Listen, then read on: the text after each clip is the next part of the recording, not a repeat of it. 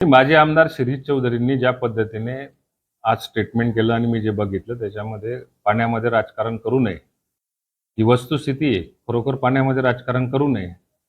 परंतु माजी आमदारांना याचा आठवण पडून गेली की पाण्याच्या जीवावरती आपण समजा जर का सत्ता मिळवलेली असेल, लोकांमध्ये एक वातावरण तयार करायचा प्रयत्न केला असेल की मी 2 दिवसाआड पाणी देईल, 1 दिवसाआड पाणी देईल, रोज पाणी देईल, असं जे आश्वासन दिलं होतं त्याचा कदाचित त्यांना विसर पडला असेल. आज आंबळे शहराची परिस्थिती अशी आहे की सातत्याने प्रत्येक गल्लीतून, प्रत्येक वार्डातून लोक माझ्याकडे येतात, नागरिक माझ्याकडे येतात.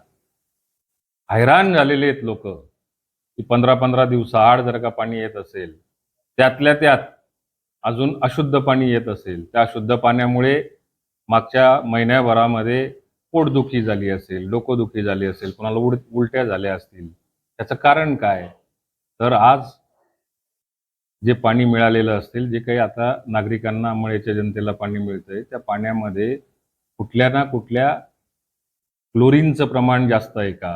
त्या क्लोरीनच्या प्रमाणामुळे समजा जर का या पाण्याच्या दूषित पाण्यामुळे समजा जर का हे आजार निर्माण झाले असतील, सातत्याने महिनाभर लोक फक्त दवाखाना बघत होते. एक तर पहिली गोष्ट पाण्याचं ढिसाळ नियोजन आहे. आज नदीपात्रामध्ये पाण्याची उपलब्धता केवळ पुढचे 7 ते 8 दिवस आहे. आवर्तन याच्यापूर्वीच घ्यायला पाहिजे होतं. याची चौकशी कधी नगरपालिकेने त्याच्यावर फार काही विचार केलेला दिसत नाहीये. आज आवर्तन नसल्यामुळे पुढच्या 15 दिवसानंतर समजा जर का पाऊस नाही आला तर अंबळ्याच्या पिण्याच्या पाण्याचा प्रश्न हा आज 10-12 दिवसावर जरी असला तर पुढच्या काळामध्ये कदाचित तो 15 दिवसावर, 20 दिवसावर, महिन्याभरावर जाऊ शकतो. शेवटी जनतेने कौल दिलेला आहे. त्यामुळे या ठिकाणी तुमच्या माझ्यासारख्या राहणाऱ्या जनतेलाच ते भोग भोगावे लागत आहेत. माझी जबाबदारी आमदार म्हणून मी येणाऱ्या काळामध्ये नगरपालिकेच्या सीओंबरोबर, नगराध्यक्षांबरोबर, सगळ्या प्रशासनाबरोबर तातडीने चर्चा करणार आहे.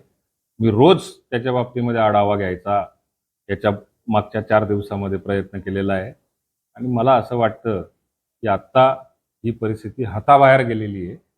पण लोकप्रतिनिधी या नात्याने ही एक प्रकारची माझी जबाबदारीसुद्धा आहे. तिला आता चांगल्या पद्धतीने हाताळणे हाच एकमेव पर्याय माझ्यासमोर उरलेला आहे.